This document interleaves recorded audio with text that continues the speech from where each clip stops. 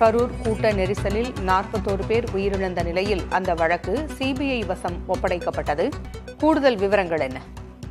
பொங்கலில் கரூரில் நடந்த துயர சம்பவம் தொடர்பாக அந்த 41 பேர் இறந்த சம்பவம் தொடர்பாக தற்போது சிபிஐ விசாரணை வேண்டும் என்று தாவேகா சார்பில் கோரிக்கை வைக்கப்பட்டது. அதன் தாவேகா சார்பில் கோரிக்கை அடிப்படையில் உச்சநீதிமன்றம் அளித்த தீர்ப்பு அடிப்படையில் சிபிஐ விசாரணை மேற்கொண்டு வருகிறார்கள். குறிப்பாக கடந்த மாதம் 17ஆம் தேதியிலிருந்து சிபிஐ அதிகாரிகள் கரூர் குழுமம் விட்டு அங்கிருந்த பகுதியில் உள்ள சுற்று வட்டாரத்தில் சம்பவம் நடந்த பகுதியில் விசாரணை தொடர்ந்து மேற்கொண்ட வகையில் தற்போது சென்னை பனையூரில் உள்ள தாவேகா கட்சி தலைமை அலுவலகத்திற்கு சிபிஐ அதிகாரி ஒருவர் வந்திருக்கிறார்.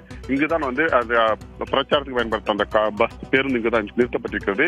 இந்த பேருந்தில் என்னென்ன டெக்னாலஜி இருக்கிறது, என்னென்ன கேமராக்கள் உள்ளது, இங்கு என்ன நடைமுறைக்கிறது என்பது குறித்து ஆராய்வதற்காகவும் இங்குள்ள கட்சி நிர்வாகிகளிடம் அன்றைய தினத்தில் யார் இருந்தார்களோ அவர்களிடம் விசாரணை நடத்துவதற்காக சிபிஐ அதிகாரி ஒருவர் தற்போது இந்த கட்சி அலுவலகத்தில் இருக்கிறார்.